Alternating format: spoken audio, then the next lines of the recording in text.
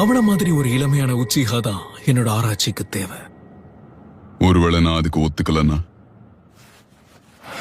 Summoning jutsu reanimation.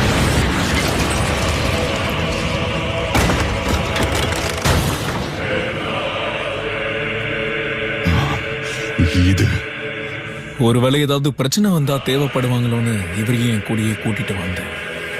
இப்ப சொல்லுங்க, இப்பயாவது நம்பிக்கையா வந்துச்சா? உன்னால எப்படி இதை கண்டுபிடிக்க முடிஞ்சது? உன்னோட இந்த திட்டத்துக்கு நான் ஒத்துக்கிறேன்.